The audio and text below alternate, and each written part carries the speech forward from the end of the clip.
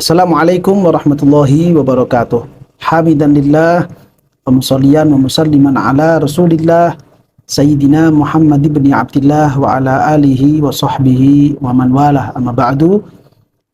Para pemirsa, para teman-teman dan para pecinta channel YouTube MZT Malang Raya, alhamdulillah kita bisa melanjutkan kajian kita tentang kisah para ulama yang beliau-beliau menjadi perawi utama di dalam mazhab al-Imam Syafi'i, yang mana pada kesempatan kali ini kita akan membahas sekelumit tentang biografi ulama besar yang nama beliau juga tidak asing di telinga kita, yaitu beliau Al-Imam Ibnu Daqiqil Aid.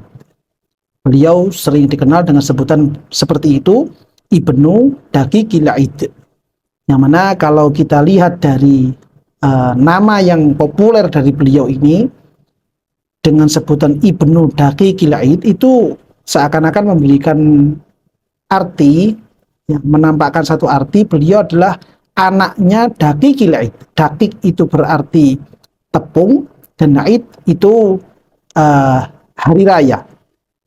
Dan kemudian timbul pertanyaan, kenapa beliau ini mendapatkan julukan dengan sebutan Al-Imam Ibnu Daqiqil Aid.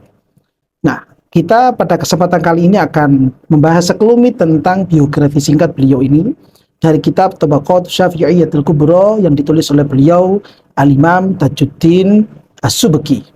Beliau dalam hal ini menuliskan nama asli beliau dan juga kenapa beliau diberikan julukan dengan Ibnu Daqiqil Aid. Nama asli beliau adalah Al-Imam Muhammad bin Ali bin Wahab bin Muti' Al-Qushairi, dan juga lebih dikenal dengan Al-Imam Taqiyuddin Ibnu Daqiqil Aid. Dan beliau di sini juga menyebutkan wasababu tasmiyati jaddihi Daqiqil Aid annahu kana alaihi yaumal aidi tailasan syadidal bayadi faqala ba'duhum ka'annahu Daqiqul Aid faluqiba bihi. Jadi waktu itu bermula dari kakek beliau, kakek Al-Imam Muhammad Taqiyuddin Muhammad ini. Jadi beliau kakeknya dulu itu pernah satu ketika di hari raya menggunakan kopiah yang berwarna putih di tengah-tengah kerumunan masyarakat yang mungkin saat itu tidak menggunakan kopiah berwarna putih.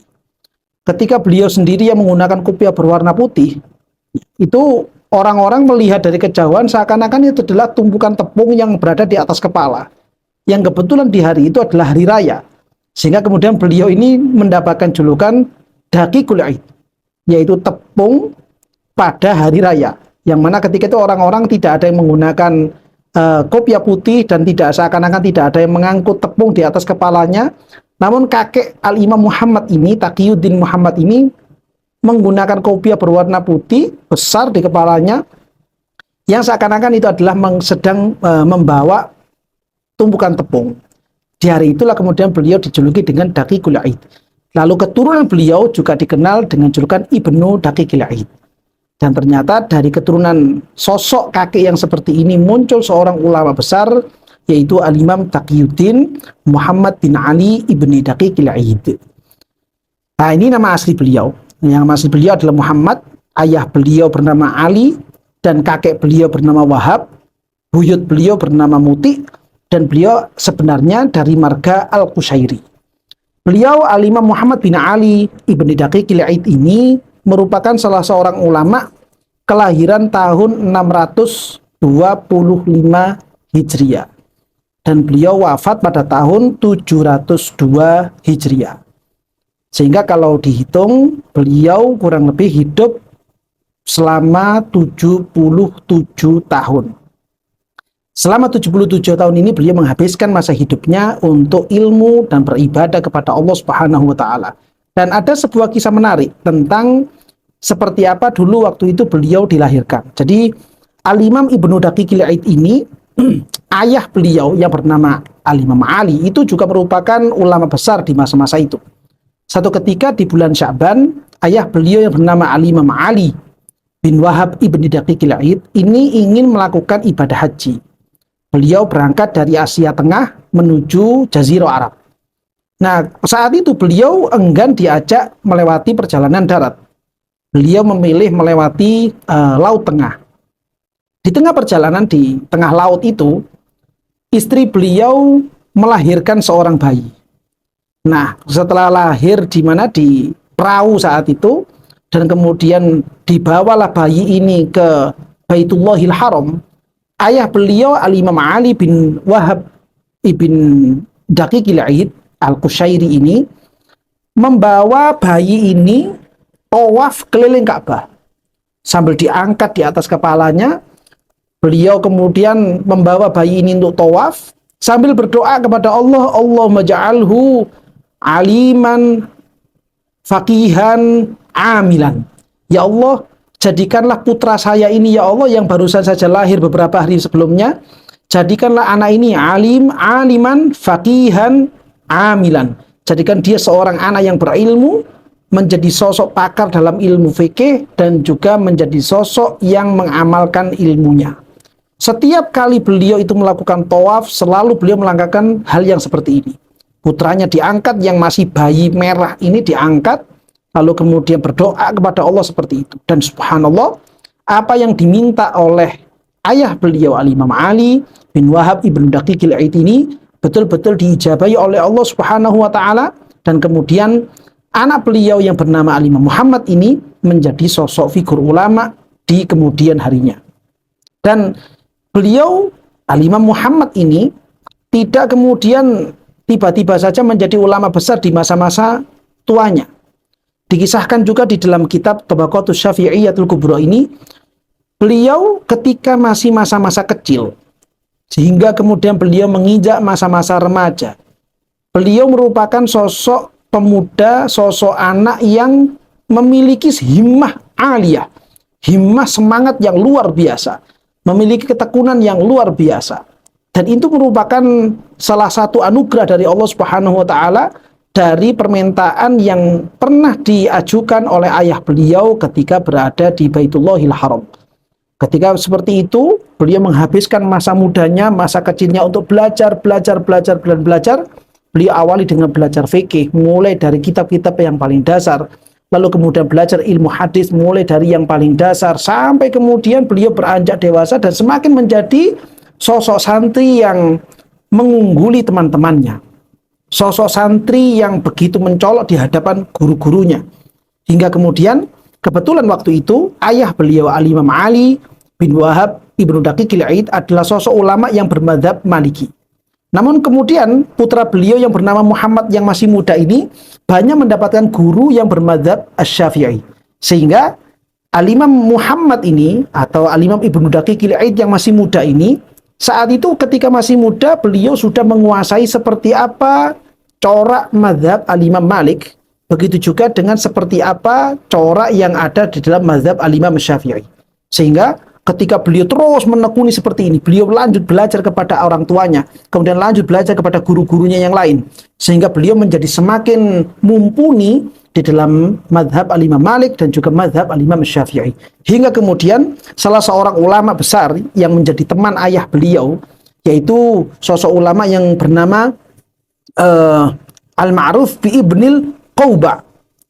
Al-Imam Ibnu Daqiqil Ibnu Qauba ini pernah memuji sosok pemuda yang bernama Muhammad bin Ali, atau kemudian kita kenal dengan Al-Imam Ibnu Daqiqil Aid ini, dengan pujian soba lil ilmi sobban fi sobahu fa'ali bihimmati sobbi sobiyyi wa atqana wasyababu lahu libasu adillata malikin wasyafi'iyyi. Yang artinya Muhammad ini telah melewati masa muda dihabiskan untuk ilmu. Maka betapa tingginya himmah, betapa luhurnya semangat yang dimiliki oleh Muhammad putra Al-Imam Ali ini.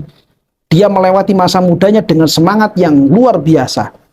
Fa'atqana wasyababu lahu libasu adillata malikin wasyafi'i. Muhammad ini betul-betul serius mempelajari madhab-madhabnya Al-Imam Malik dan juga Al-Imam Syafi'i.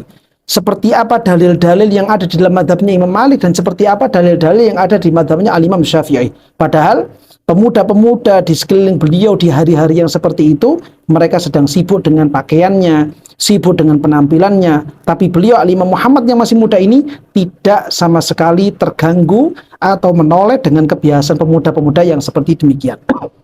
Nah, inilah kemudian salah satu peringai beliau yang penting untuk kita jadikan perhatian di masa-masa sekarang, terutama bagi kaula mudanya, baik laki-lakinya maupun perempuannya. Ketika teman-teman di sekeliling kita banyak yang kemudian menghabiskan pikirannya, tenaganya, keuangannya untuk memperbaiki kuantitas. Namun kita sebagai orang-orang yang belajar, terutama dari kalangan para santri, jangan kemudian kita hanya sibuk memperbaiki kuantitas kita, tapi perlu lebih kita perhatikan supaya kita menjadi para pemuda-pemuda yang berkualitas. Para pemuda-pemuda yang memiliki skill untuk bekal di hari berikutnya, memperbaiki dan semakin menumbuh kembangkan tenaga orang-orang di sekeliling kita, sehingga kita pun juga akan diangkat derajatnya oleh Allah Subhanahu wa taala. Dan ini yang kemudian terjadi kepada beliau Al-Imam Muhammad bin Ali bin Wahab Al-Qushairi, dan lebih dikenal dengan sebutan Al-Imam Taqiyuddin Ibni Daqiqil Aid. Kemudian beliau setelah melewati masa muda yang seperti itu, beliau di sisi yang lain juga merupakan sosok pemuda yang sangat tekun melakukan ibadah, sangat tekun untuk melakukan sholat dan membaca Al-Quran, demikian juga dengan mutola'ah terhadap kitab-kitabnya.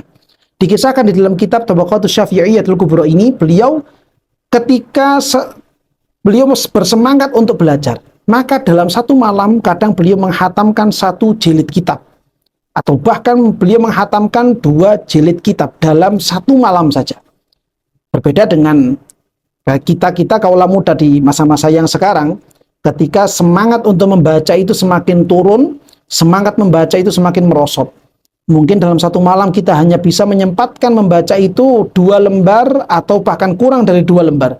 Namun beliau, Al-Imam Ibnu Daqiqil Aid, dalam satu malam bukan 2 lembar yang beliau baca, tapi 1 jilid kitab yang beliau habiskan, beliau hatamkan hanya dalam satu malam, bahkan kadang beliau menghatamkan 2 jilid. Dan beliau pun juga sosok pemuda yang sering menghabiskan waktunya untuk menghabiskan malam-malamnya untuk membaca ayat suci Al-Quran. Bahkan kadang beliau itu dalam 1 ayat saja beliau ulang-ulang terus sampai datangnya waktu fajar. Dikisahkan dalam kitab ini suatu ketika beliau itu pernah mengulang-ulang 1 ayat yang berbunyi فَإِذَا نُفِخَ فِي الصُّورِ فَلَا أَنْسَابَ بَيْنَهُمْ يَوْمَئِذٍ وَلَا يَتَسَاءَلُونَ. Beliau mengulang-ulang ayat ini sampai datangnya waktu subuh. Beliau mengulangnya mulai dari kisaran pertengahan malam sampai datangnya waktu subuh. Beliau hanya terus mengulang ayat itu. Beliau menangis membacanya karena merenungkan, mentadaburi seperti apa kandungan-kandungan yang ada di dalam ayat tersebut. Dan ini perlu kita contoh, sebagaimana apa yang beliau lakukan seperti ini, supaya kita menjadi pemuda-pemuda yang lebih berkualitas, lebih memiliki skill, lebih bisa menjaga dirinya, sehingga kita menjadi pemuda-pemuda yang semakin dekat kepada Allah Subhanahu wa taala, sebagaimana hal ini dilakukan oleh beliau Al-Imam Ibnu Daqiqil Aid.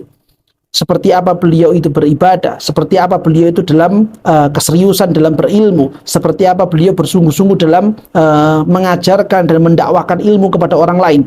Sehingga hidup beliau mulai dari masa muda sampai beliau itu wafat selama 77 tahun tadi itu betul-betul manfaat untuk dirinya sendiri, manfaat untuk keluarganya, dan manfaat untuk orang-orang yang berada di sekeliling beliau. Ini yang penting untuk kita contoh.